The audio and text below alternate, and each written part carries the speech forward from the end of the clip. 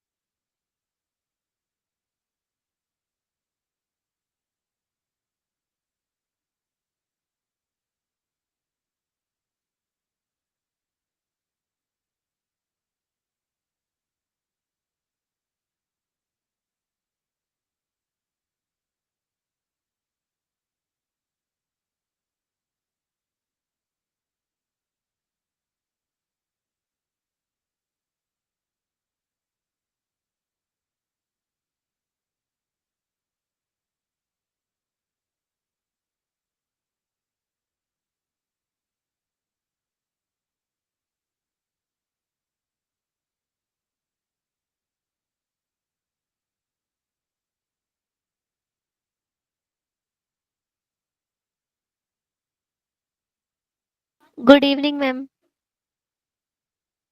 Good evening Swani.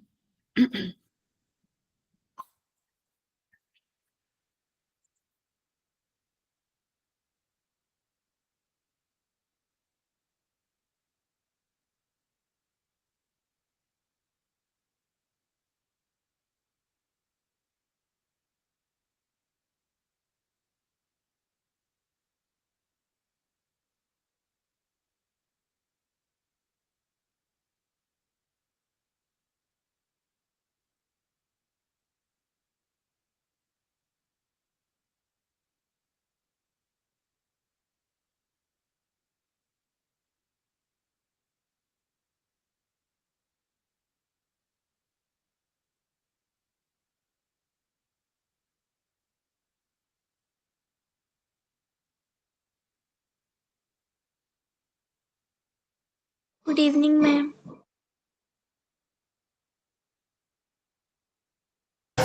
Good evening Anshika.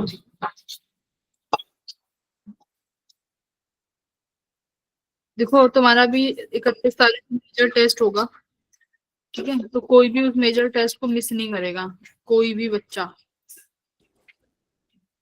ना तो मैं ये सुन लूं किसी को कोई काम आ गया था, है ना, कि मोबाइल खराब हो गया, नेट नहीं है, तो पहले ही बता दिया है 31st वाला जो टेस्ट होगा दिसंबर, कोई बच्चा मिस नहीं करेगा। 31 नवंबर। Yes ma'am. Okay ma'am. ठीक है, कोई दिक्कत समझे? और पढ़ाई करनी उसके लिए अभी से शुरू कर दो।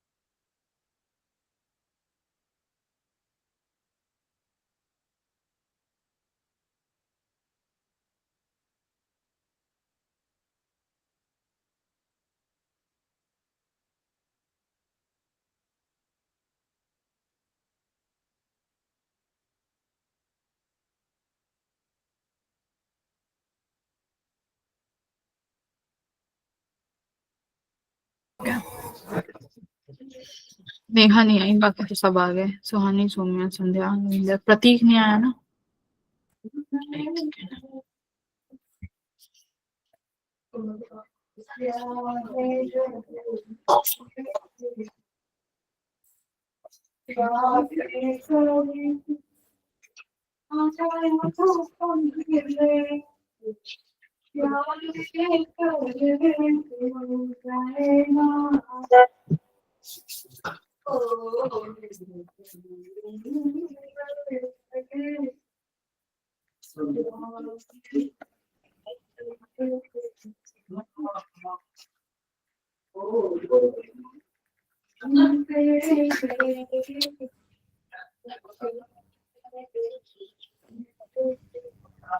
आज हम लोग स्टार्ट कर लेंगे अपना न्यूक्लियर फिजिक्स, जो पहले पढ़ रहे थे। ठीक है, binding energy. Yes, ma'am.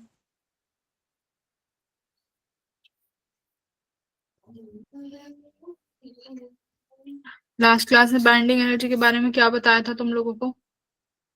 Ma'am binding energy के फॉर्मूला तक बता दिया था।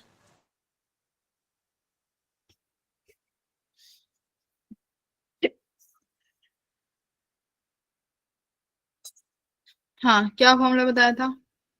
Ma'am mass of LHS minus mass of RHS वाला।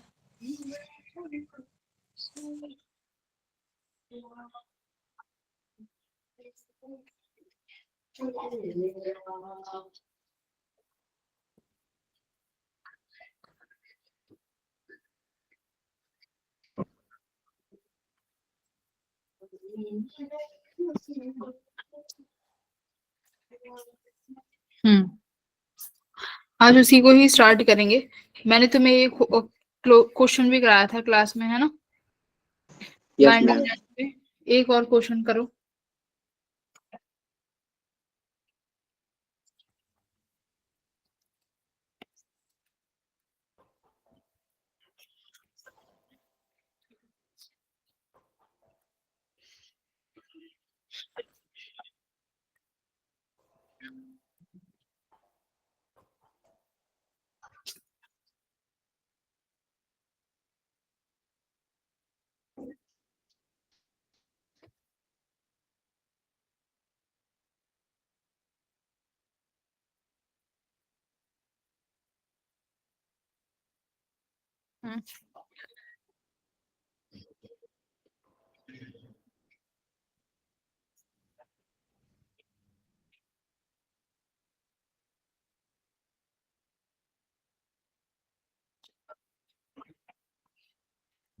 ओके, क्वेश्चन है लास्ट जो तुम्हें कराया था उसी के अकॉर्डिंग क्वेश्चन है। मास ऑफ हीलियम न्यूक्लियस दिया हुआ है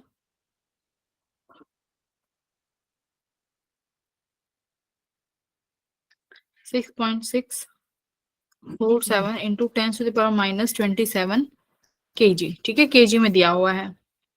मास ऑफ प्रोटॉन दिया हुआ है 1.007276 AMU। मास ऑफ न्यूट्रॉन क्या दिया हुआ है? 1.00866 U। क्या निकालना है? फाइंड डेल्टा एम यानी mass defect and binding energy in, किस में निकालना चाहते हो बाइंडिंग एनर्जी? जूल्स में निकालो। ठीक है, तो यहाँ पर देखो तुम्हारे पास एक तो मास केजी में दिया हुआ है हीलियम का, बाकी प्रोटॉन और न्यूट्रॉन के एएमयू में दिए हुए हैं। तो 1 AMU का मास कितना पड़ा था? 1.67 इंटू 10⁻⁻27 kg, है ना? ये होता है 1 AMU का मास, ये पड़ा हुआ है। अगर मुझे जूल्स में चाहिए तो मुझे सारे मासेस को किस में करना पड़ेगा? केजी में। सारे मासेस तो तो सबसे पहले मास ऑफ प्रोटॉन को केजी में करो। मास ऑफ प्रोटॉन इन केजी, तो ये मेरे पास 1 AMU है। अगर मुझे केजी में करना होगा तो क्या करूंगी? मतलब मेरे पास, हाँ, वेरी गुड। तो मेरे पास ये जितना मास है मैं उसको इस केजी वाली टर्म से मल्टीप्लाई कर दूं। Yes ma'am.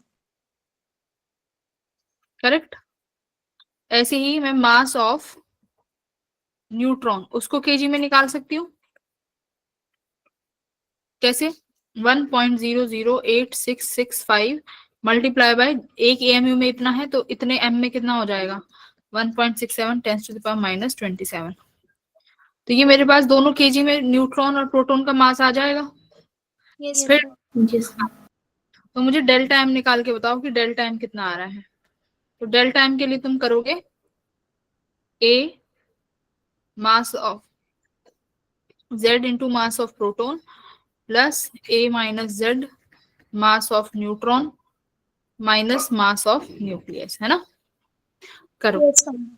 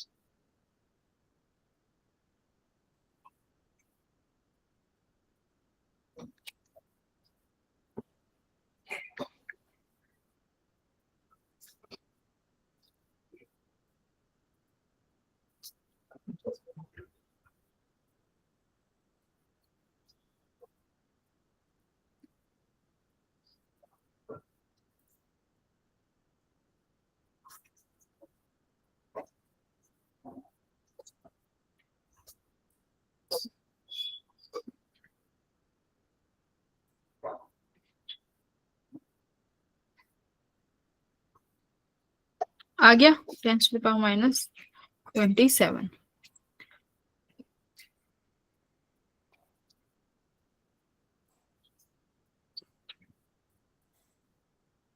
तो तुम्हारे पास प्रोटॉन और न्यूट्रॉन से अगर न्यूक्लियस हीलियम बन रहा होगा तो क्या इक्वेशन होगी?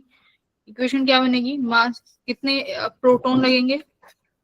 2 इंटू 1.07। मुझे हीलियम बनाना है 24। अगर 2 हाइड्रोजन लगा दिए, चार्ज तो बैलेंस हो गया, इसका मतलब प्लस में कितना क्या और लगाने पड़ेंगे? प्लस में 2 न्यूट्रॉन और लगाने पड़ेंगे, तब जाके ये बनेगा, है ना? तो यहाँ यस पर मैम। कैसे लिखोगे? 2 multiply by mass of proton 1.68215 10 to the power minus 27। Neutron भी 2 है, मल्टीप्लाई न्यूट्रॉन का मास 1.68447 10 की पावर माइनस 27। तो ये कितना आ जाएगा? डेल्टा एम न्यूक्लियस का मास माइनस कर देना 6.47। तो 2 मल्टीप्लाई 1.68। कैलकुलेटर यूज मत करना तुम लोग।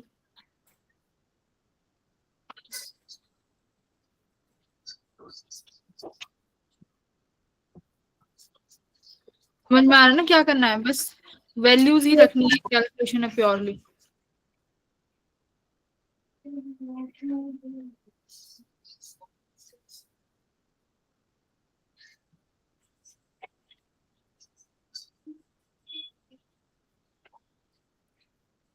Six point six four seven. Ma'am इसको राउंड ऑफ नहीं कर सकते मैम? किसको? मैम वैल्यूज को। ना ना, राउंड ऑफ मत करो वरना फिर चेंज हो जाए, गड़बड़ आ जाती है। राउंड ऑफ नहीं करना। डेल्टा एम आने के बाद कर सकते हो, पहले नहीं कर सकते।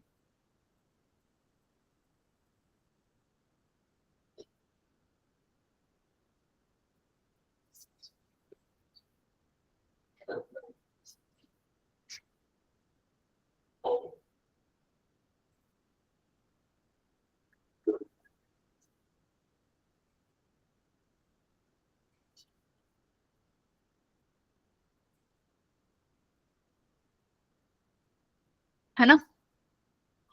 ये वैल्यू आ गई। कुछ गड़बड़ आ रहा है, 0.086 नहीं आएगा। 2 mass of proton, 2 mass of neutron, 3.34 ये 1.67 बड़ा तो नहीं ले लिया, ये 1.66 होता है।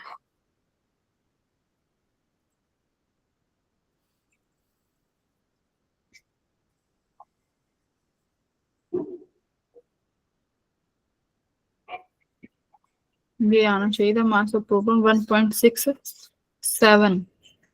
8 में कैसे जा रहा है?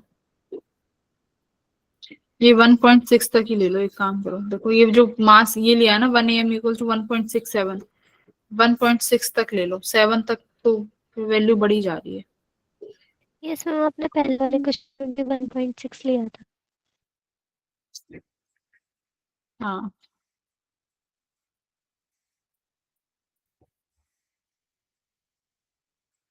तो फिर ये 1.6 बनता है, और 1.66 लेने से 1.007276। देखो ये तुम्हें ना पेपर में गिवन मिलेगा कि तुम्हें 1.6 लेना है या 1.67 लेना है। जनरली अभी मैं फिलहाल 1.66 ले लेती हूँ। मैंने 1.6, ठीक है। तो अगर 1.66 से करते हैं तो देखना कितना आता है, 1.6215।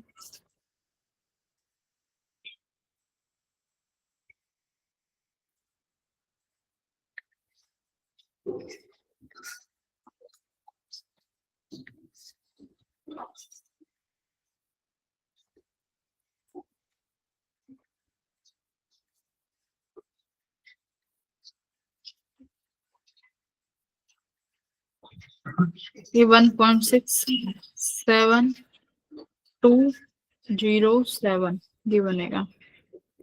लास्ट वाला क्या बनेगा, 1.008665 मल्टीप्लाई 1.66। ये भी 66 कर लो, 1.67438। ठीक है, इन वैल्यूज को चेंज कर लो। ये हो जाएगा प्रोटॉन 1.6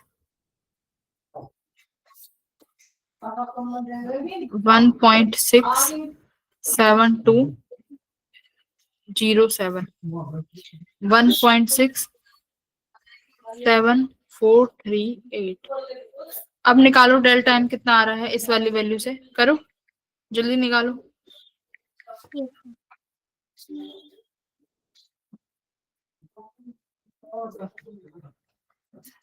थ्री पॉइंट 3.3441। ठीक है, और ये कितना हो जाएगा, 2 मल्टीप्लाई 1.67438, 3.3876 है ना। अब इनको इन वैल्यूज को सॉल्व कर लो।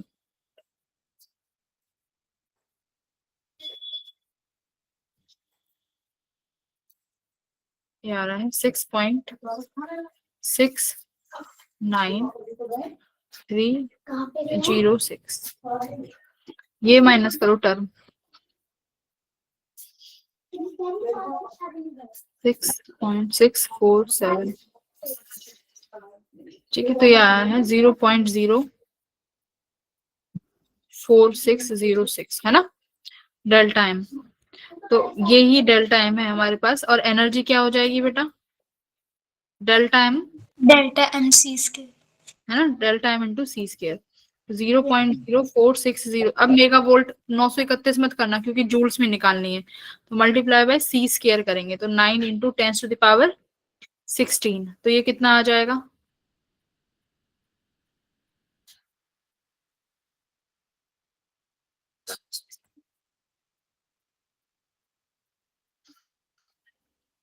Zero point 4145 multiply 10⁻16। 10⁻16 में नहीं आना चाहिए, 27 भी तो चल रहा है मैम 0.42454 10⁻-27 भी तो चल रहा है। 27 में से 16 गए तो 11 माइनस का, है ना। तो इसको थोड़ा सा इधर उधर करके तो ये 4.1 आ जाएगा, 4 × 10⁻⁻11 जूल। ठीक है, तो तुम्हें कौन सी वैल्यू लेके सॉल्व करनी है वो तुम्हें पेपर में गिवन मिलेगी कि AMU 1.67 लेना है, 1.66 लेना है या 1.6 लेना है, वो तुम्हें गिवन मिलेगा। तो देख रहे हो छोटी सी आंसर कितना चेंज हो रहा है। पहले 0.08 आ रहा था, 0.086, आधा मास चेंज हो गया है ना, पूरा हाफ वैल्यू चेंज हो गई। तो इसलिए इन वाले क्वेश्चंस को थोड़ा कॉशियस होके सॉल्व करना। तो हमने पढ़ लिया बाइंडिंग एनर्जी के बारे में कि बाइंडिंग एनर्जी कैसे निकालेंगे। तो बाइंडिंग एनर्जी होती है कि अगर कोई भी हमारे पास प्रोटॉन और न्यूट्रॉन्स अलग अलग पड़े हुए हैं, अगर वो कंबाइन होके एक न्यूक्लियस का सिस्टम बनाते हैं, तो उस न्यूक्लियस को बनने में कितना अमाउंट की एनर्जी रिलीज हुई, वही बाइंडिंग एनर्जी है। अब देखो, अगर मैं सिर्फ बात करूं, एक टर्म आता है binding energy per nucleon. Binding energy per nucleon, इसका मतलब क्या हुआ? मैंने तुम्हें ये भी बताया था कि अगर मैं उतने ही अमाउंट की एनर्जी तुम्हारे न्यूक्लियस को दे दूं, जितनी एनर्जी उस न्यूक्लियस को बनने में लगी, अगर मैं उतनी ही एनर्जी उस न्यूक्लियस को प्रोवाइड कर दूं, तो न्यूक्लियस क्या हो जाएगा? टूट जाएगा, वही न्यूक्लियस खराब हो जाएगा। अब है पर न्यूक्लियन, इसका मतलब कि अगर मुझे किसी भी न्यूक्लियस से सिर्फ एक ही इलेक्ट्रॉन या एक ही प्रोटॉन निकालना है, तो कितने अमाउंट की एनर्जी चाहिए होगी, उसे बोलते हैं बाइंडिंग एनर्जी पर न्यूक्लियन, है ना। तो सपोज कैसे, मान लो हमारे पास एक एटम, एक न्यूक्लियस है आयरन का, 56 उसका एटॉमिक मास है,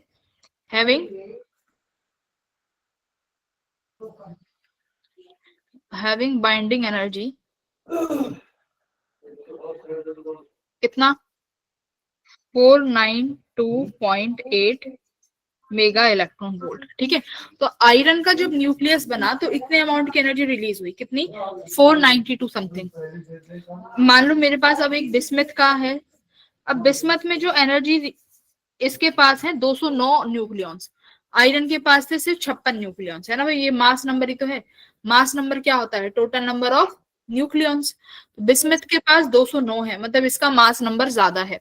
अब इसके पास जो बाइंडिंग एनर्जी आई, जब ये बिस्मथ का न्यूक्लियस बना, तो जो एनर्जी रिलीज हुई इसे बनने में, वो कितनी एनर्जी रिलीज हुई है? देखो, 1640 मेगा इलेक्ट्रॉन वोल्ट। अभी तुम्हें कौन सा न्यूक्लियस ज्यादा स्टेबल लग रहा है? बिस्मथ वाला, सेकेंड वाला, BI वाला, क्योंकि उसको बनने में बहुत ज्यादा एनर्जी रिलीज हुई है। इसका मतलब अगर मुझे BI का पूरा स्ट्रक्चर बिगाड़ना है, पूरा न्यूक्लियस तोड़ना है, तो इतनी ही एनर्जी देनी पड़ेगी। बट फिजिक्स में हम मोर एक्यूरेटली किसी भी न्यूक्लियस की स्टेबिलिटी बता पाते हैं बाइंडिंग एनर्जी पर न्यूक्लियन से, कि एक न्यूक्लियन को बाहर निकालने में कितनी एनर्जी देनी पड़ रही है एक न्यूक्लियन को। तो पर न्यूक्लियन कैसे निकालोगे? देखो, Fe के केस में binding energy total divided by उसके न्यूक्लियॉन्स का नंबर, यही तो आ जाएगी कि भाई एक न्यूक्लियॉन को कितनी एनर्जी मिल रही है। तो टोटल कितनी थी बेटा Fe के केस में? 492.8 डिवाइडेड बाय कितने न्यूक्लियॉन्स है? 56। कितने आए? एक को निकालने में कितनी एनर्जी चाहिए? ये आया मेरे पास 8.8 मेगा इलेक्ट्रॉन वोल्ट। वहीं बिस्मथ की बात करूं तो बिस्मथ में टोटल एनर्जी मेरे पास थी 1640, टोटल नंबर यहाँ पे है 209। तो बेटा यहाँ पर एक न्यूक्लियन को जो एनर्जी मिल रही है वो मिल रही है 7.8 मेगा इलेक्ट्रॉन वोल्ट। तो देखो, Fe का अगर एक न्यूक्लियन निकालना चाह रहे हो तो उसको बहुत ज्यादा एनर्जी देनी पड़ेगी।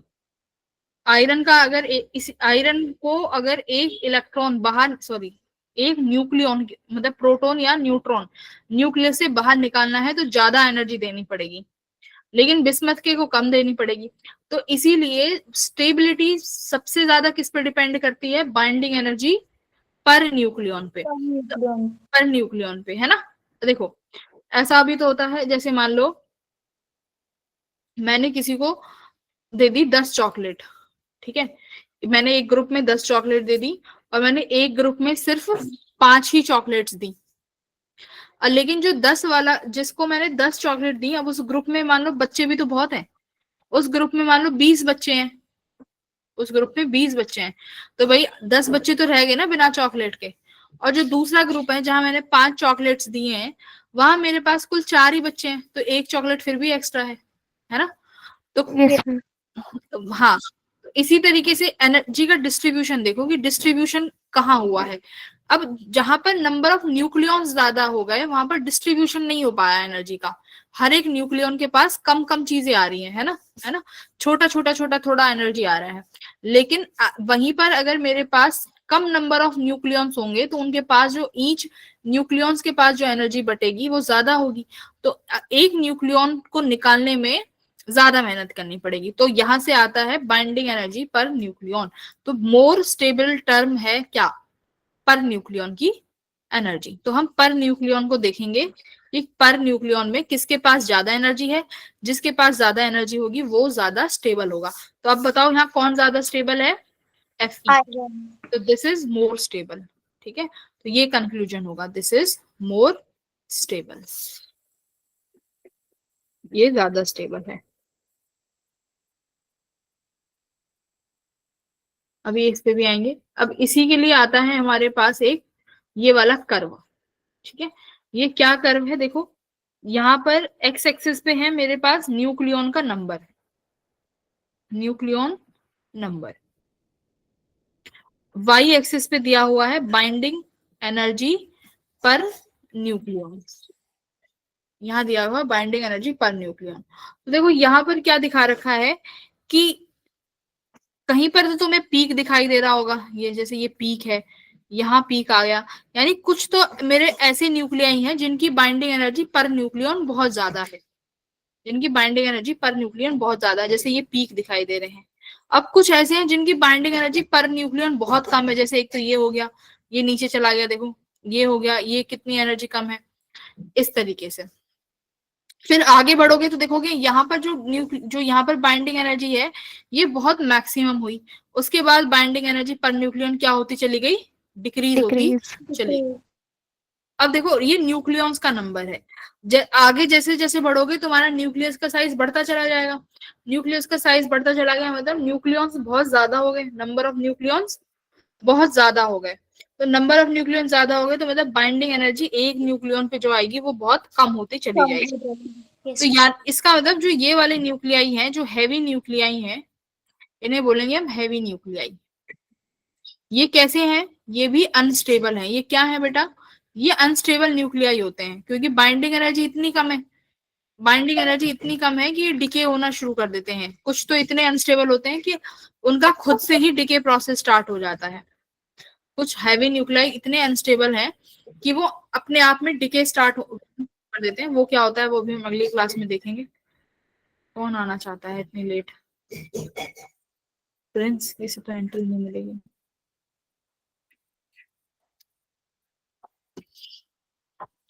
ठीक है, हैवी न्यूक्लियाई। तो अब ये हैवी न्यूक्लियाई अनस्टेबल है। अब देखो कुछ हमारे पास स्मॉलर न्यूक्लियाइज भी हैं। स्मॉलर न्यूक्लियाई जैसे देखो ये हाइड्रोजन की हो गई, ये मेरे पास हाइड्रोजन के बाद हीलियम आ गया, लिथियम, हाइड्रोजन के बाद क्या आता है, हीलियम, उसके बाद लिथियम, उसके बाद बेरिलियम। हाँ। तो देखो जैसे ये जो ये जैसे ये लिथियम है, इसकी एनर्जी यहाँ पर बहुत कम है। फिर ये हाइड्रोजन का कर्व यहाँ आएगा, यानी hydrogen as compare to lithium ज्यादा स्टेबल है। ठीक है, तो हाइड्रोजन का कर्व ऊपर आया, फिर ऑक्सीजन का जो कर्व है ये ऊपर आ जाएगा, नाइट्रोजन का कर्व नीचे चला गया। तो यहाँ से ये भी, अब नाइट्रोजन देखो नीचे आया है, ऑक्सीजन कर्व ऊपर गया है, ऐसे लिथियम नीचे गया है, हीलियम का कर्व ऊपर आया है। तो यहाँ से ये भी देखा गया कि जैसे जो इवन नंबर ऑफ न्यूक्लियॉन्स वाले हैं ना, जैसे He24, ऑक्सीजन का 816, तो जैसे ये इवन नंबर है जहां पे नंबर ऑफ प्रोटॉन किसके बराबर है, नंबर ऑफ न्यूक्लियॉन्स के बराबर है ना भाई, 16 4 यही तो है, नंबर ऑफ न्यूक्लियॉन्स और नंबर ऑफ प्रोटॉन बराबर है। तो यानी ऐसी न्यूक्लियाई जिनका प्रोटॉन का नंबर और न्यूट्रॉन का नंबर बराबर हुआ, ये न्यूक्लियस क्या देखने को मिले, ज्यादा स्टेबल देखने को मिले, इनकी बाइंडिंग एनर्जी पर न्यूक्लियन ज्यादा थी। लेकिन देर आर सम न्यूक्लियस जो स्मॉल है, जैसे कि हाइड्रोजन हो गया, स्मॉल है ना, स्मॉल न्यूक्लियाई है, बट कैसा है ये, अनस्टेबल है। कैसा है, अनस्टेबल न्यूक्लियाई है। तो देखा क्या गया, अगर कोई न्यूक्लियाई बहुत स्मॉल है जिसका एटॉमिक नंबर बहुत छोटा है, वो भी अनस्टेबल है। जो न्यूक्लियाई जिनका एटॉमिक नंबर बहुत बहुत ज्यादा बड़ा है, वो भी अनस्टेबल है। तो ये न्यूक्लियस अपने आप को क्या करना चाहते हैं, स्टेबल करना चाहते हैं। क्या करना चाहेंगे, स्टेबल करना चाहते हैं। स्टेबल। अब ये स्टेबल कैसे कर सकते हैं अपने आप को, ये जो बीच वाले जो हैं, ये जो बीच वाले नंबर्स हैं, यहाँ पर जो बाइंडिंग एनर्जी पर न्यूक्लियन है, यहाँ पर बहुत ज्यादा है। ये वाला जो बीच वाला मास नंबर आता है, यहाँ पे बहुत ज्यादा है। तो ये अनस्टेबल न्यूक्लियाई खुद को कहाँ लेके आना चाहते हैं, ये भी इसको यहाँ बीच में लेके आना चाहते हैं। हैवी न्यूक्लियाई जो है, ये भी अपने आप को यहाँ लेके आना चाहते हैं। ठीक है, दोनों अपने आप को स्टेबल कंडीशन में लेके आएंगे। अब ये स्टेबल कंडीशन में लाने का कैसे लेके आएंगे, देखो हैवी न्यूक्लियस है, बहुत बड़ा न्यूक्लियस है। अब ये अगर दो हिस्सों में टूट जाए तो क्या होगा, दो हिस्सों में टूट जाएगा तो ये क्या कर लेगा, स्टेबल हो जाएगा। तो हैवी न्यूक्लियस बेटा क्या करते हैं, ये इतने बड़े होते हैं कि ये टूट जाते हैं, डॉटर न्यूक्लियाई में टूट जाते हैं। तो ये किस प्रोसेस से स्टेबल होते हैं, फिजन। फिजन का मतलब क्या होता है, टूटना, है ना। वही एक बड़ी चीज है, दो छोटे हिस्सों में बट गई तो क्या हो जाएगी, स्टेबल हो जाएगी। तो हैवी न्यूक्लियाई अनस्टेबल होते हैं, और स्टेबल होने के लिए क्या करते हैं, फिजन रिएक्शन करते हैं। क्या होगा वो भी आगे देखेंगे। अनस्टेबल, बहुत अनस्टेबल है, छोटा न्यूक्लियाई है। अब ये अपने आप को स्टेबल करने के लिए, जैसे हाइड्रोजन, हाइड्रोजन अपने आप को स्टेबल करने के लिए किस में कन्वर्ट करता है, हीलियम में, क्योंकि हीलियम कैसा है, स्टेबल है, राइट, हीलियम स्टेबल है। ऐसे ही नाइट्रोजन अनस्टेबल है, नाइट्रोजन अपने आप को किस में कन्वर्ट करेगा, ऑक्सीजन में। छोटे न्यूक्लियाई अपने आप को बड़े न्यूक्लियाइज में कन्वर्ट करते हैं स्टेबल होने के लिए। तो यहाँ पर ये स्टेबल कैसे करते हैं, फ्यूज होके, फ्यूजन प्रोसेस। फ्यूजन प्रोसेस मतलब भाई छोटे हैं तो कुछ ऐड करके बड़ा बनाएंगे, है ना, छोटा न्यूक्लियाई है तो कुछ ऐड करके बड़ा बनेगा, तो उसको हम क्या बोलते हैं, फ्यूजन, है ना, फ्यूज हो गई दो चीजें। तो छोटे न्यूक्लियाई क्या करेंगे, फ्यूजन प्रोसेस में जाएंगे। ठीक है, इतना क्लियर हुआ। यस। तो देखो यहाँ क्या लिया हुआ है, अगर जिनका एटॉमिक मास नंबर 170 से ज्यादा है, वो वाले न्यूक्लियाई क्या हो जाते हैं, स्प्लिट हो जाते हैं। ठीक है, जिनका मास नंबर 30 से कम है, भाई 30 से कम है यानी ये स्मॉल न्यूक्लियाई की बात हो रही होगी, तो जो 30 से कम है वो क्या करते हैं, वो लार्ज न्यूक्लियाई बना लेते हैं फ्यूजन। To achieve stability. ठीक है, तो ये इस तरीके से काम करता है, यहाँ पर फ्यूज हो जाएंगे, यहाँ पर फिजन हो जाएंगे, यहाँ पर अलग अलग भटक जाएंगे, यहाँ पर फिजन प्रोसेस हो जाएगा।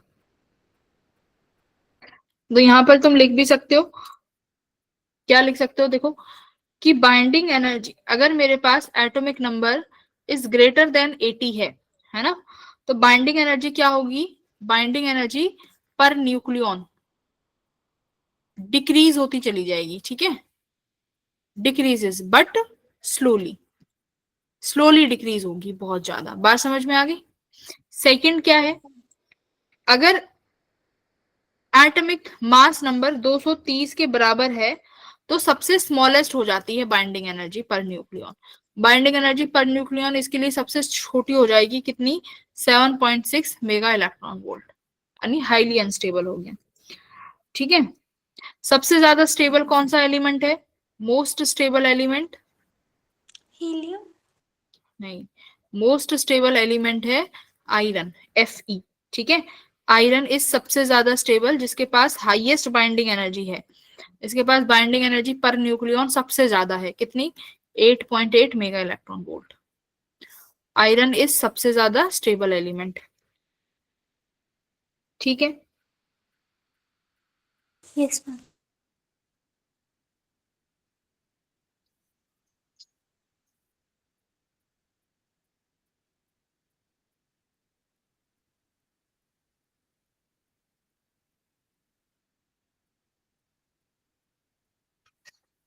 न्यूक्लियर फिजन, फिजन हो रहा है, फिजन मतलब एक लार्ज हाँ, एक लार्ज न्यूक्लियस दो स्मॉल स्मॉल न्यूक्लियस में डिस्ट्रीब्यूट हो जाएगा, है ना। A big nucleus split into two smaller once.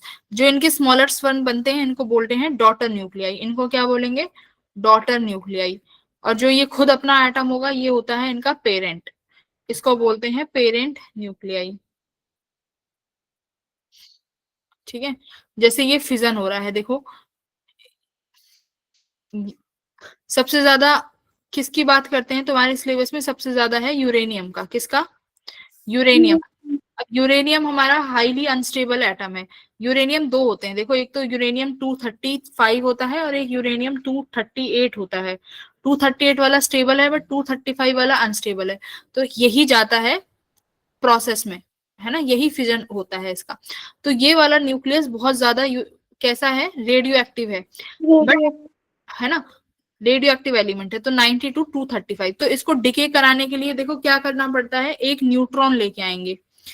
ये रिएक्शन लिखी हुई है ना, हम एक न्यूट्रॉन लेके आएंगे। ये न्यूट्रॉन कैसा होगा? इसके पास जो काइनेटिक एनर्जी होगी वो बहुत स्लो स्लो मूविंग होगा। ये समझ लो कि बहुत आराम आराम से मूव कर रहा होगा ये न्यूट्रॉन। ये तुमने यूरेनियम का कंपाउंड रखा हुआ है, एक न्यूट्रॉन आएगा, उस न्यूट्रॉन की एनर्जी बहुत कम रखनी है, याद रखना। उस न्यूट्रॉन की एनर्जी बहुत कम होनी चाहिए। वो न्यूट्रॉन आएगा, इस यूरेनियम से टकराएगा, इस यूरेनियम के अंदर जाके फिर वो अनस्टेबल कंपाउंड बना देगा। 236 नाइट्रोजन हो गए। तो क्या होगा? ये न्यूक्लियस कंपाउंड, सॉरी, ये जो यूरेनियम है इसका न्यूक्लियस कैसा हो जाएगा?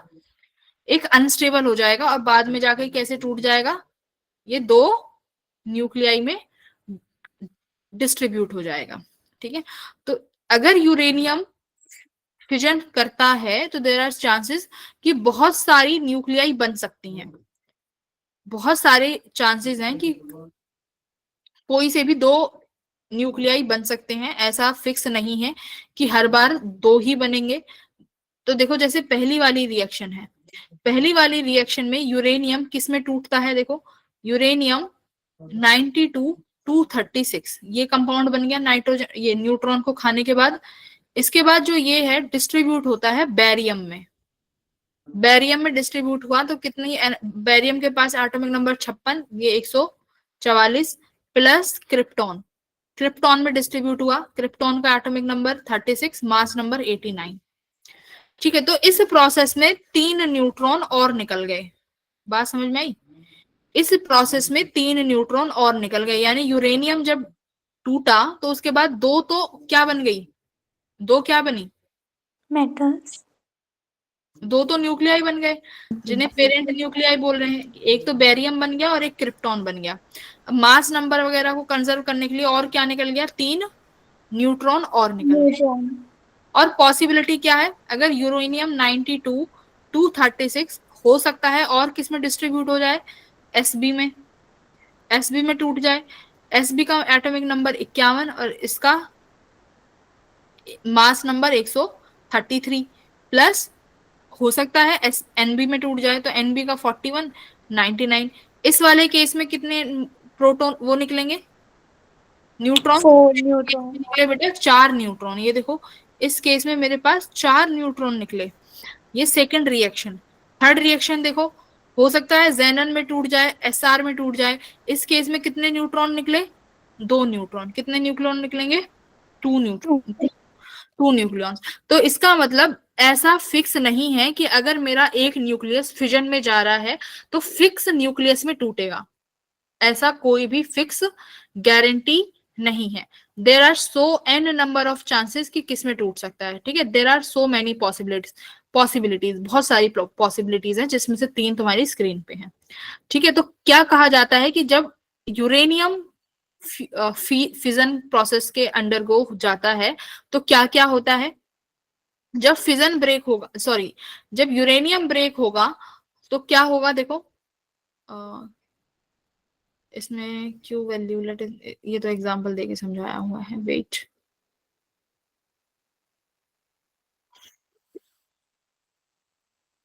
फिजन देखो ये रहा। एक तो ये याद रखना कि फिजन कौन कंडक्ट करा सकता है? Only slow moving neutrons. अगर न्यूट्रॉन स्लो मूविंग है तभी फिजन हो सकता है। अगर फास्ट मूविंग न्यूक्लियॉन्स होंगे, फास्ट मूविंग न्यूट्रॉन होगा तो प्रोसेस नहीं होगा। ठीक है, क्यों नहीं होगा? जो फास्ट न्यूट्रॉन्स होंगे वो क्या हो जाएंगे, तुम्हारे न्यूक्लियस से क्या हो जाएंगे, एस्केप कर जाएंगे। मतलब फास्ट मूविंग है, ये तुम्हारा न्यूक्लियस है और ये बहुत तेज से आया, बहुत तेज से आएगा, बहुत तेज से निकल जाएगा, बाहर निकल जाएगा। लेकिन जो स्लोली मूविंग होगा वो इसके अंदर चला जाएगा, इस न्यूक्लियस के अंदर चला गया और इसके न्यूक्लियस के अंदर जाके इसको बहुत ही हाईली अनस्टेबल बना देगा, तो तुरंत डिके हो जाता है। ठीक है, ये पढ़ो, ये वाली थर्ड लाइन बहुत इंपॉर्टेंट है। Average energy of neutron produced in a fission is 2 mega electron volt. यानी जब यूरेनियम का फिजन होगा तो एवरेज कितनी एनर्जी रिलीज होगी, 2 मेगा इलेक्ट्रॉन वोल्ट। ये बहुत इंपॉर्टेंट लाइन है कि अगर यूरेनियम टूटता है तो ऑन एन एवरेज, चाहे किसी भी न्यूक्लियाई में टूटे, मुझे एवरेज एनर्जी एक न्यूक्लियन से कितनी मिलेगी, 2 मेगा इलेक्ट्रॉन वोल्ट की। तुम मेरी बात समझ रहे हो? सिर्फ एक, ये एक न्यूक्लियन है, ये एक न्यूक्लियस है। मैंने तुमसे कहा कि बेटा एक न्यूक्लियस उसका यूरेनियम का एक न्यूक्लियस 2 मेगा इलेक्ट्रॉन वोल्ट की एनर्जी दे रहा है। ठीक है, अब मान लो 1 किलो यूरेनियम, 2 किलो यूरेनियम कितनी एनर्जी प्रोवाइड कर देगा, बहुत हाई अमाउंट की एनर्जी। तो इसीलिए जो ये रिएक्टर्स होते हैं इनसे बहुत हाई अमाउंट की एनर्जी प्रोड्यूस कर सकते हैं हम, है ना। तो ये याद रखना, और ये भी याद रखना, on an average 2.5 neutrons are emitted in fission of uranium. ठीक है, अगर यूरेनियम का फिजन होता है तो ऑन एन एवरेज कितने न्यूट्रॉन्स निकलते हैं, 2.5 न्यूट्रॉन्स, एनर्जी निकलती है 2 मेगा इलेक्ट्रॉन वोल्ट। तो ये यूरेनियम का तुम्हारे सिलेबस में था। ठीक है, अब यहाँ पर मेरी बात सुनो, एक यूरेनियम का कंपाउंड, सॉरी एक यूरेनियम का न्यूक्लियस कितने सारे न्यूट्रॉन निकाल रहा है, 3 न्यूट्रॉन, 4 न्यूट्रॉन, 2 न्यूट्रॉन। तो इसका मतलब ये न्यूट्रॉन तो एक्सेस हो गए ना बहुत सारे, ये तो बहुत सारे एक्सेस में आ गए न्यूट्रॉन्स। अब ये न्यूट्रॉन्स जैसे ही यूरेनियम से बाहर निकलेंगे, जो बाकी का यूरेनियम पड़ा होगा उससे जाके टकराएंगे ना, ये उससे जाके टकराएंगे, फिर वो यूरेनियम आगे और न्यूट्रॉन को निकालेगा। मान लो ये आया, ये न्यूट्रॉन्स रिलीज हुए, उन्होंने यूरेनियम से टकराया, उन्होंने फिर इस यूरेनियम ने फिर 3 न्यूट्रॉन निकाल दिए। अब ये फिर से 3 यूरेनियम के आटम से टकराएंगे और फिर ये एक 3 न्यूट्रॉन्स निकालेंगे। तो यानी नंबर ऑफ न्यूट्रॉन्स क्या हो गए, बहुत ज्यादा बढ़ते चले जाएंगे ना, ऐसे तो नंबर ऑफ न्यूट्रॉन्स बहुत बढ़ते चले जाएंगे। तो अगर इन चीजों को कंट्रोल नहीं करा जाता है तो वो रिएक्शन हो जाती है हाईली अनकंट्रोल्ड। कैसी एनर्जी हो जाएगी, अनकंट्रोल्ड रिएक्शन हो जाएगी, which is lead to nuclear bomb, है ना। तो न्यूक्लियर बॉम्ब के लिए यही रिएक्शंस होती हैं कि अगर हम इस किसी भी तरीके से, अगर इन जो ये न्यूट्रॉन्स रिलीज हो रहे हैं प्रोसेस में, इन न्यूट्रॉन्स को किसी भी तरीके से अगर कंट्रोल नहीं करते हैं, जितने निकल रहे निकलने दो, तो बहुत ही कम समय में बहुत हाई अमाउंट की एनर्जी रिलीज हो जाती है, बहुत कम समय में बहुत एनर्जी रिलीज हो जाती है, और वही क्या बन जाता है, एक न्यूक्लियर बॉम्ब बन जाता है। लेकिन जो हमारे रिएक्टर्स होते हैं उसमें हम क्या करते हैं, जो हमारे ये न्यूट्रॉन्स हैं इनको क्या करते हैं, कंट्रोल करेंगे। इन न्यूट्रॉन्स को क्या करते हैं, कंट्रोल करते हैं। कैसे, हम रॉड लगा देते हैं, किसकी रॉड लगा देते हैं, कैडमियम रॉड। ठीक है, कैडमियम की रॉड लगा देते हैं। वो कैडमियम की रॉड क्या करती है, जो एक्सेस में न्यूट्रॉन होते हैं उनको क्या कर लेगी, एब्जॉर्ब कर लेती है ना, एब्जॉर्ब द न्यूट्रॉन्स। उन न्यूट्रॉन्स को तुम्हारी कैडमियम की रॉड क्या कर लेती है, एब्जॉर्ब कर लेती है। अगर ये कंट्रोल में चलती रहेगी रिएक्शन तो न्यूक्लियर रिएक्टर बनता रहेगा, अनकंट्रोल कर दोगे तो बॉम्ब बन जाएगा। रिएक्शन सेम रहती है, ठीक है, रिएक्शन इज सेम। मैम जब बॉम्ब ब्लास्ट हो जाता है उसके बाद भी ये कोलिजन चलती रहती है? चलती रहती है, रेडिएशन तो कब तक निकलती रहती है, ओके मैम। है ना। तो क्या क्या क्या पढ़ लिया हमने, ये एनर्जी पढ़ ली, चेन रिएक्शंस देख ली। अब देखो, neutron almost comes to elastic scattering with light nuclei. Neutron comes protons carry with energy, moderators light nucleon which fast moving neutron. अब देखो, कुछ ऐसे न्यूट्रॉन्स भी होंगे, सुनो मेरी बात, कुछ ऐसे न्यूट्रॉन्स भी होते हैं जो हाई एनर्जी लेके निकलते हैं, है ना। किसी के पास बहुत हाई एनर्जी भी होगी। तो ये हाई एनर्जी वाला न्यूट्रॉन हमारे किसी काम का, भाई मेरे तो किसी काम का नहीं है हाई एनर्जी वाला न्यूट्रॉन, क्योंकि मेरे को तो जो रिएक्शन कराएगा वो कैसा न्यूट्रॉन कराएगा, स्लोली मूविंग, स्लो वाला। स्लो न्यूट्रॉन रिएक्शन कराएगा। अब जो हाई एनर्जी लेके निकलेगा न्यूट्रॉन, वो तो हमारे किसी काम का नहीं होगा। तो हम क्या करते हैं, कॉन्टिन्यूअसली कोलिजन्स कराते हैं। मान लो रिएक्टर रखा होता है ना, तो उस रिएक्टर में क्या होता है, हम हैवी वाटर यूज करते हैं या ग्रेफाइट यूज करोगे, जिससे तुम्हारा न्यूक्लियाई बार बार जाके क्या करेगा, कोलिजन करेगा। कोलिजन करेगा, अपनी एक्सेस एनर्जी लूज कर देगा, और बाद में जितने अमाउंट की मुझे एनर्जी चाहिए वो उतनी एनर्जी उसकी आ जाएगी, तो मेरा रिएक्शन कंटिन्यू होता रहेगा। तो जैसे यहाँ पे Apsara reactor, Bhabha atomic research centre Mumbai uses water as a moderator. तो मॉडरेटर पूछे मॉडरेटर क्या है, तो मॉडरेटर वो है जो तुम्हारे फास्ट मूविंग न्यूट्रॉन्स को क्या करे, फास्ट मूविंग न्यूट्रॉन्स को स्लोली मूविंग न्यूट्रॉन्स स्लो। उसके लिए हम क्या यूज करेंगे, या तो ग्रेफाइट यूज करते हैं या heavy water which is your D2। ठीक है, हैवी वाटर क्या होता है? D2 हैवी वाटर मतलब हाइड्रोजन का ही होता है, बट इसमें H12 यूज होता है ना। जो तुम्हारा H2O होता है उसमें H11 यूज होता है, हैवी वाटर में H12 यूज होता है, तो वो D2O बन जाता है, इसलिए उसको हैवी वाटर बोल दिया। मैम ये लैब में बनाया जाता है हैवी वाटर? हाँ, ये सब लैब में ही बनते हैं। मैम यूरेनियम कहाँ मिलता है? यूरेनियम अर्थ से ही मिलता है बेटा, है ना। इसके भी जैसे कोल्स की वो होती हैं, कोल माइन। जैसे कोल्स की भी माइंस होती हैं, ऐसे ही यूरेनियम की भी होती हैं, है ना। तो आज अभी तभी तो बोल रहे हैं, आजकल जिस देश के पास यूरेनियम है वो सबसे अमीर है, क्योंकि आगे यूरेनियम और लिथियम इनका ही जमाना है।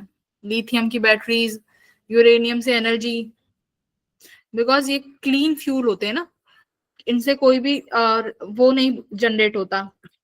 इनका जो प्रोडक्ट बनता है इन रिएक्शन से, तो कोई बैड प्रोडक्ट नहीं बन रहा। देखो, तुमने जब ये रिएक्शन कराई तो तुम्हें न्यूट्रॉन ही तो मिल रहे हैं, इन न्यूट्रॉन को तुम एब्जॉर्ब करा सकते हो। तो कोई ऐसा बाय प्रोडक्ट नहीं है, जैसे कि कोल को जब बर्न करते हो तो बाय प्रोडक्ट निकलता है, वेस्ट बच जाता है। वेस्ट प्रोडक्ट निकलता है, तो वो वेस्ट प्रोडक्ट पॉल्यूशन के लिए हानिकारक है। तो ये वाली रिएक्शंस हैं, मतलब ये जो एनर्जी है ये क्लीन एनर्जी है, क्लीन फ्यूल है, कोई पॉल्यूशन को हार्म नहीं करता, किसी को हार्म नहीं करता, एकदम बढ़िया चलती हैं चीजें। बट ये होनी चाहिए, ये अभी है ही नहीं। इंडिया के पास कुल 4 या 5 न्यूक्लियर रिएक्टर ही हैं, है? तो ये चीजें हैं, क्योंकि यूरेनियम है ही नहीं हमारे पास, हम खुद ऑस्ट्रेलिया से मंगा रहे हैं यूरेनियम। तो ये चीजें होती हैं। चाइना में बहुत ज्यादा यूरेनियम है, तो ऐसी चीजें हैं। हाँ, तो अब उसके बाद आता है, फिर फ्यूजन के बाद आते ही है, सॉरी फिजन के बाद आता है फ्यूजन। तो अब देखो, अभी तुमने क्या पढ़ा, जब फिजन होगा तो मुझे बताओ एनर्जी रिलीज होगी क्या? जब फिजन रिएक्शन होगी तो एनर्जी रिलीज होगी कि नहीं होगी? Yes ma'am. एक अनस्टेबल एटम किस में कन्वर्ट हो रहा है? एक अनस्टेबल एटम किस में कन्वर्ट हो रहा है? स्टेबल में। और जब भी एक अनस्टेबल स्टेबल में कन्वर्ट होगा तो एनर्जी को रिलीज होना पड़ेगा, क्योंकि अब तुमने क्या पढ़ा है, एक स्टेबल न्यूक्लियस को तोड़ने के लिए ज्यादा एनर्जी चाहिए। तो एक अनस्टेबल जब स्टेबल में कन्वर्ट होगा तो एनर्जी बेटा निकलेगी ही। ठीक है, तो यहाँ पर भी एनर्जी निकलती है। Fission fission fission fission fusion कहाँ है?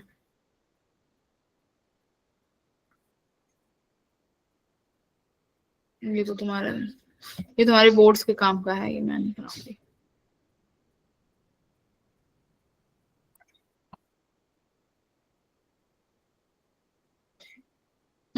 ये आ गई fusion reaction.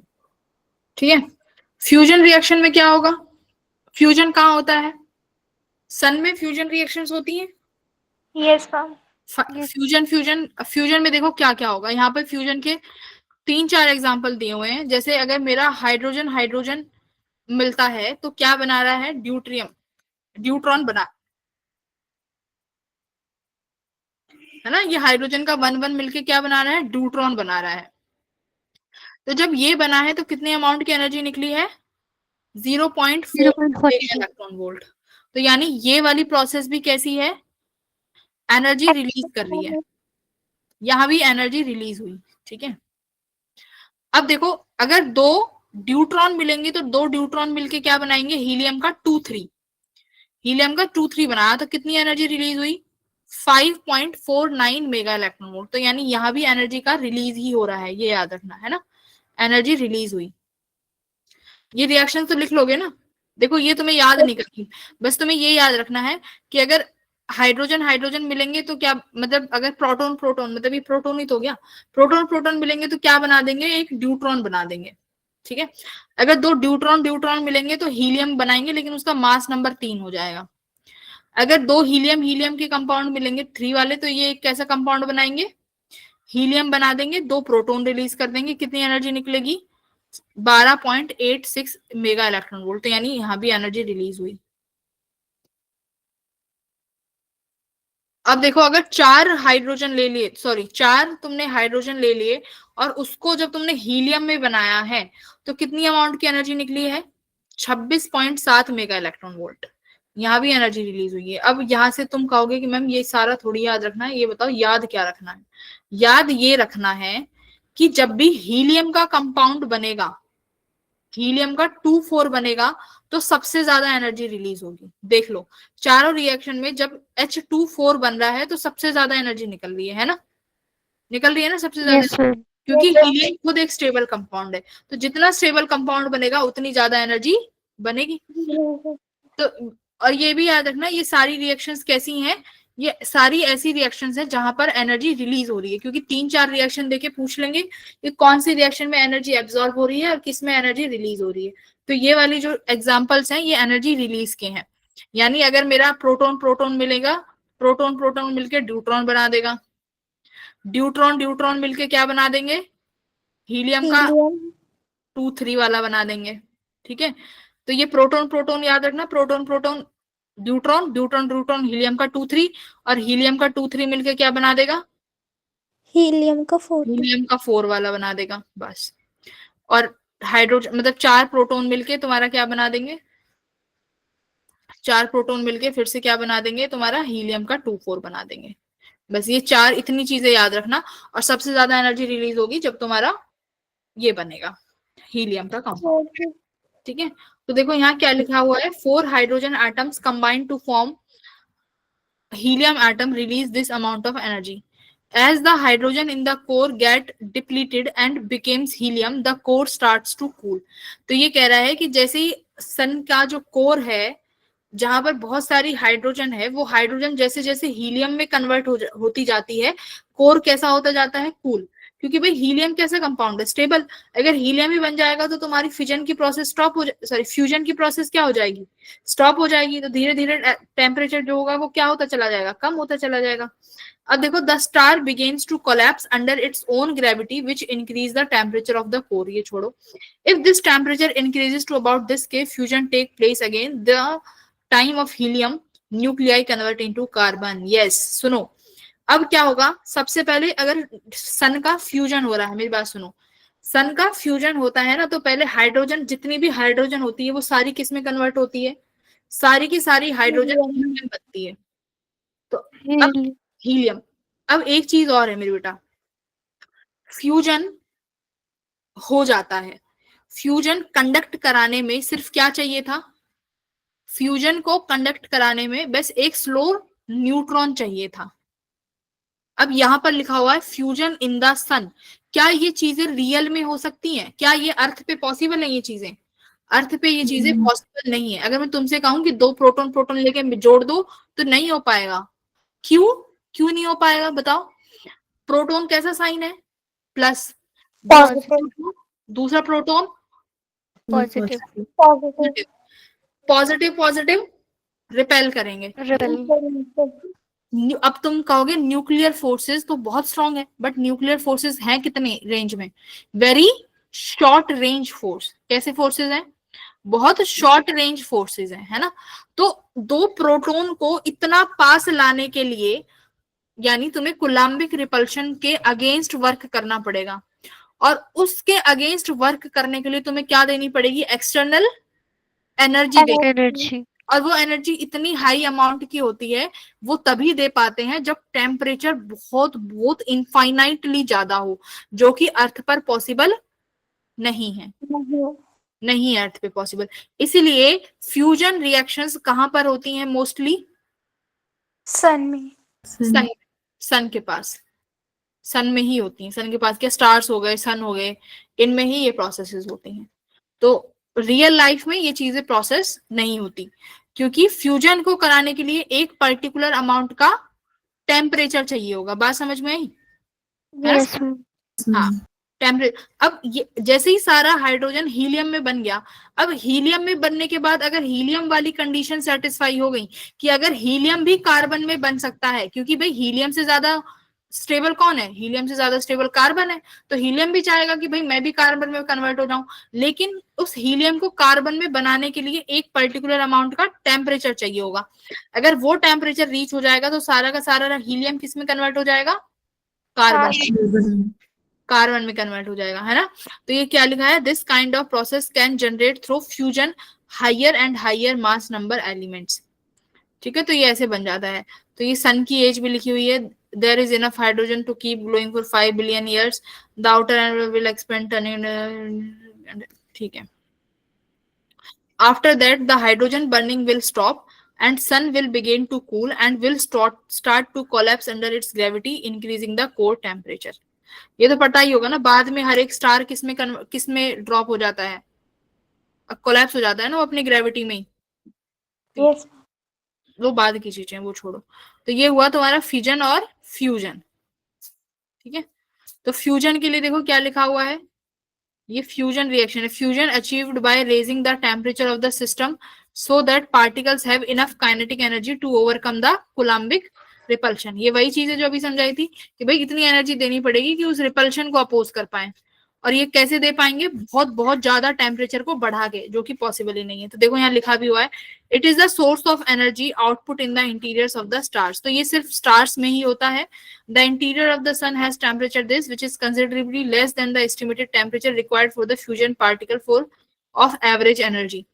Fusion in the sun involve proton whose energies are above energy। ये छोड़ो, बस तुम इतना याद रखो कि सन में होती है और इतनी हाई अमाउंट की एनर्जी चाहिए होती है। क्यों चाहिए होती है? कूलम्बिक रिपल्शन के अगेंस्ट चाहिए होती है, बस इतना याद रखना। ठीक है, और सबसे ज्यादा एनर्जी कब रिलीज होती है? जब हीलियम बनता है। तो ये तुम्हारा फिजन और फ्यूजन है ना? ठीक है, ये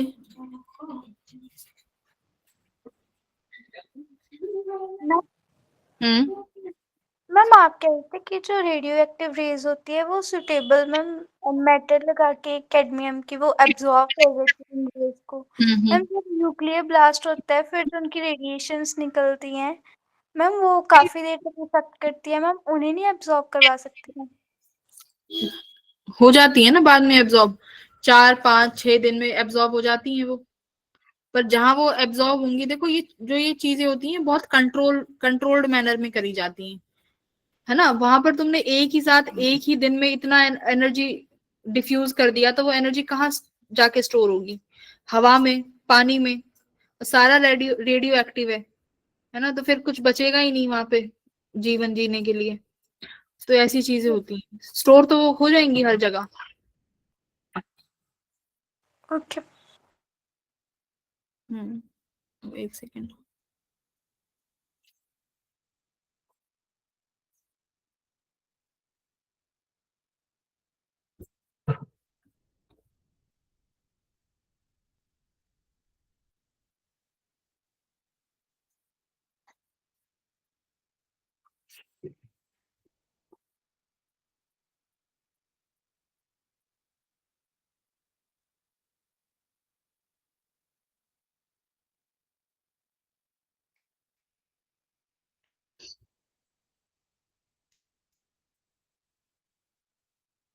देखो ये लिखा हुआ, reaction rate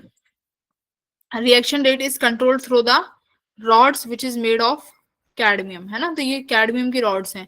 reactors are provided with safety rod which can be inserted into the reactor to reduce K value. तो ये के वैल्यू को रिड्यूस करती हैं। अब के वैल्यू क्या है? देखो के वैल्यू की यहाँ पे तुम्हें डेफिनेशन दी हुई है, ये रिएक्टर्स में काम आता है। ये क्या बताता है? के वैल्यू, अगर के वैल्यू 1 के बराबर है तो मतलब जो रिएक्टर है वो सही ऑपरेट कर रहा है, बट स्टिल क्रिटिकल है, required for study power operation. ठीक है, अभी भी क्रिटिकल है बट ठीक है, उसको हम हैंडल कर सकते हैं। अगर के की वैल्यू 1 से ज्यादा हो गई तो मतलब सुपर क्रिटिकल वैल्यू हो गई, डेंजरस है, एक्सप्लोड हो सकता है ना। अब ये के की वैल्यू है क्या, ये है कि जैसे जैसे जैसे फिजन होगा न्यूट्रॉन्स निकलते जाएंगे, है ना। तो जैसे जैसे न्यूट्रॉन्स निकलते जाएंगे तो आगे जो रिएक्शन है वो बढ़ती चली जाएंगी।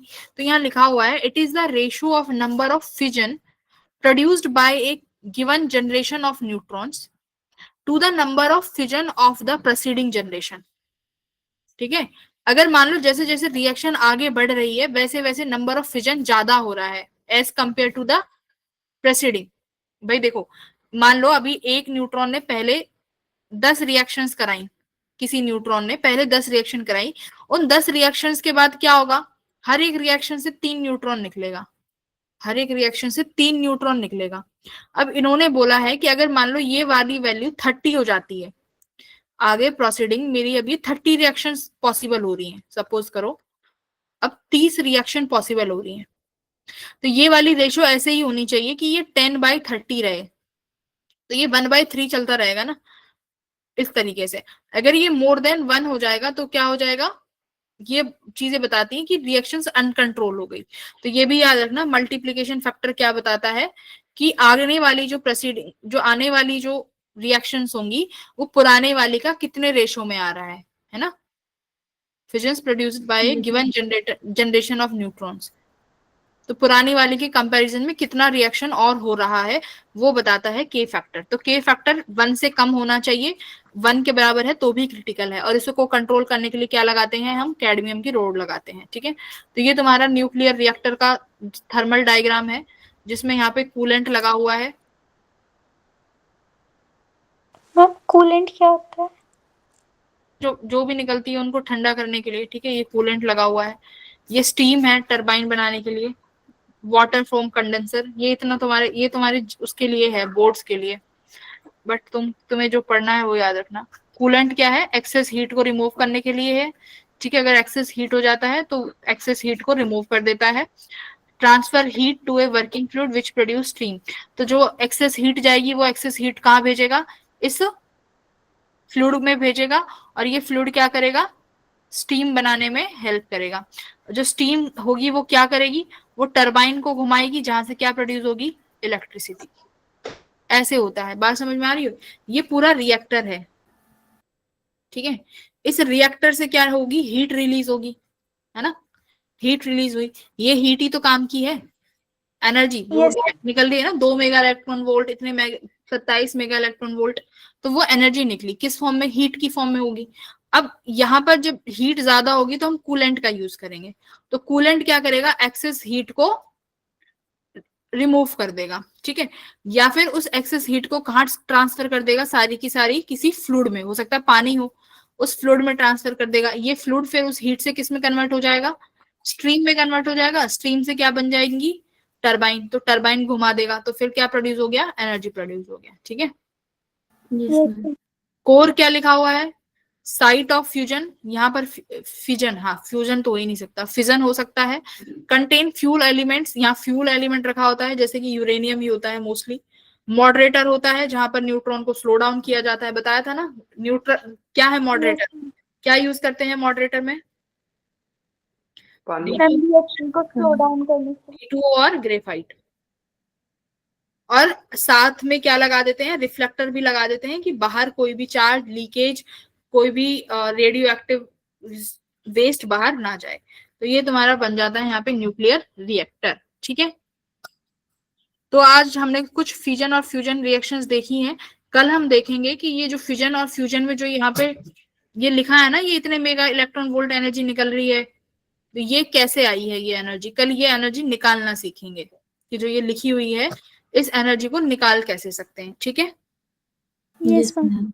अब यहाँ पर एनर्जी रिलीज हो रही है, क्या कुछ ऐसी रिएक्शंस भी हैं जो एनर्जी एब्जॉर्ब कर लेंगी, बिल्कुल ऐसी एनर्जी, कुछ ऐसी रिएक्शंस भी होंगी जो एनर्जी को क्या करेंगी, एब्जॉर्ब कर लेंगी। So, कल वो वाली रिएक्शंस भी देखेंगे कि एनर्जी को कैसे एब्जॉर्ब करते हैं, कैसे रिलीज करते हैं। तो कुछ अभी भी एग्जांपल दे सकती हूँ, यहाँ पे कुछ लिख लो। इसे हम बोलते हैं क्यू वैल्यूज। आ जाओ यहाँ पे, अभी करवा देती हूँ, टाइम है तो। क्यू वैल्यूज क्या होती हैं? क्यू वैल्यूज ये हम एग्जाम्पल से समझेंगे, कुछ थ्योरी डेफिनेशन कुछ नहीं चाहिए। आ जाओ।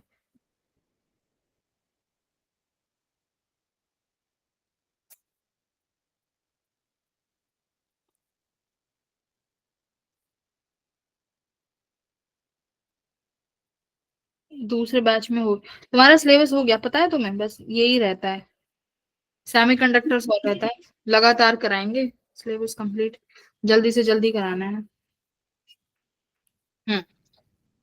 क्यू वैल्यू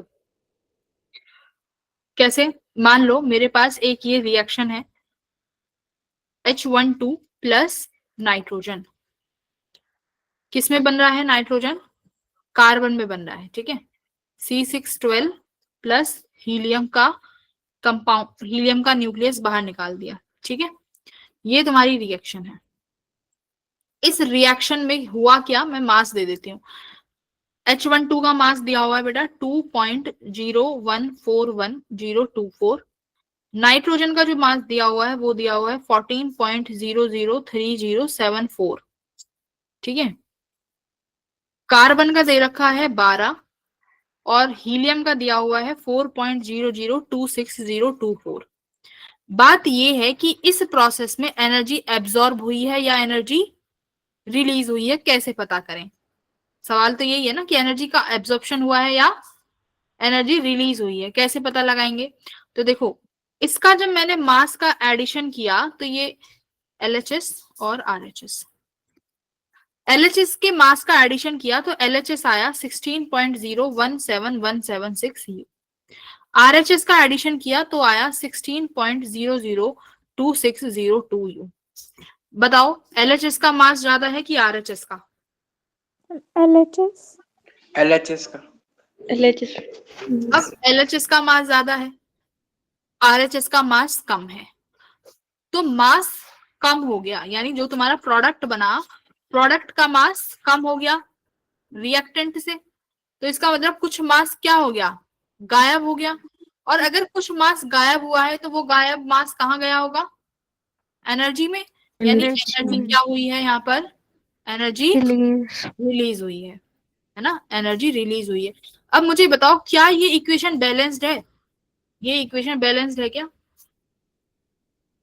मास नंबर और एटॉमिक नंबर तो बैलेंस है, बट जो ये मास गायब है, इस मास को भी तो बैलेंस करो।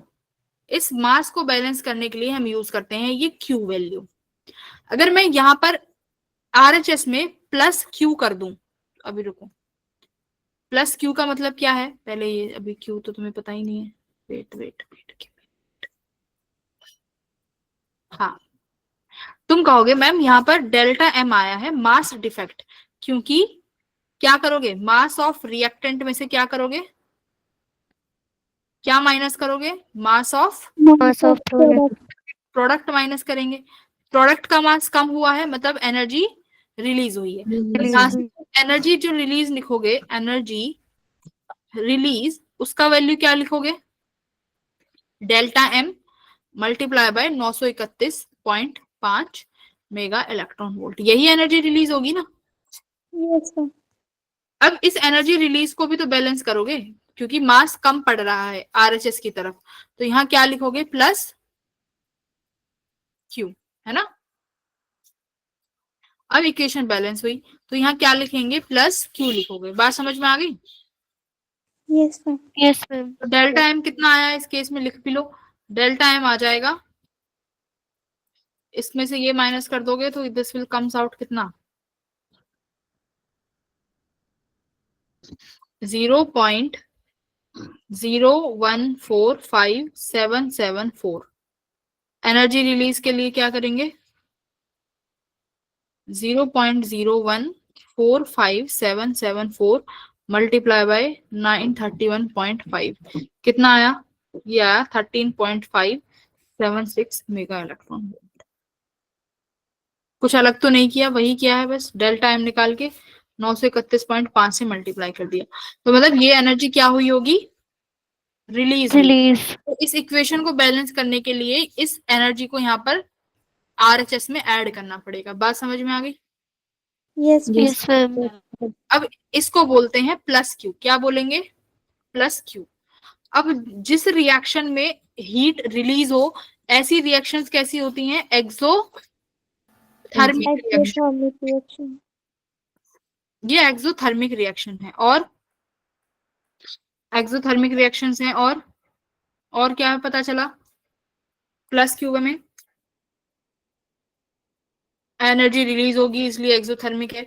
अब जो ये एनर्जी रिलीज हुई है, ये एनर्जी जाएगी कहाँ, किस फॉर्म में निकलेगी? ये भी तो बात है कि जो ये प्लस क्यू एनर्जी निकली है, भाई एनर्जी रिलीज हुई है ना, एनर्जी किस फॉर्म में रिलीज होगी? या तो हीट के फॉर्म में, बात सुनो, या तो हीट के फॉर्म में, या साउंड के फॉर्म में, या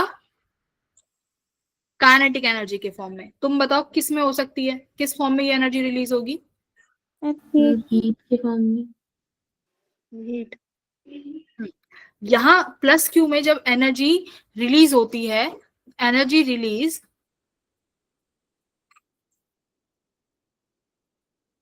इज डिस्ट्रीब्यूटेड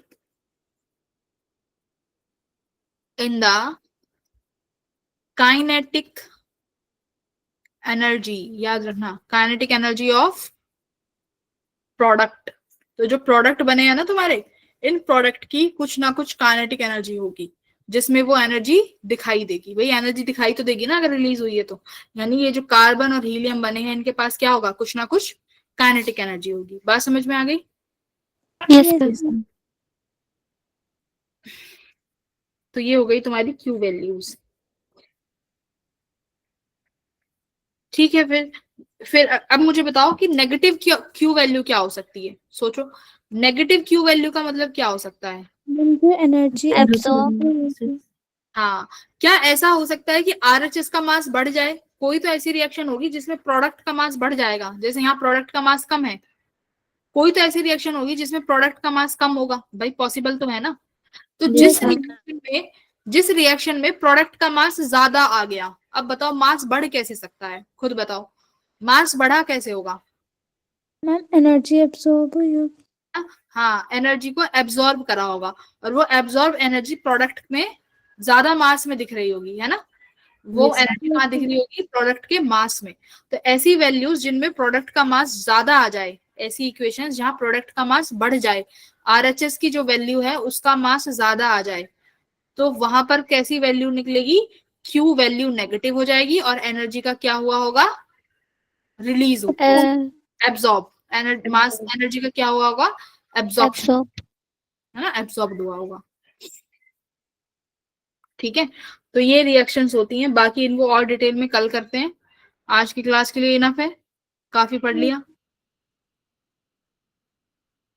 ठीक है।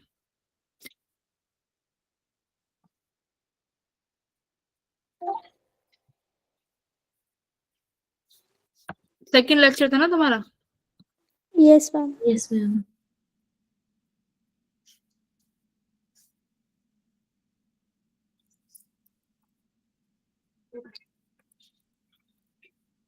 ओके देन, ठीक है, बाय बच्चों। Bye ma'am. Bye ma'am. तो अभी भी नहीं हुआ।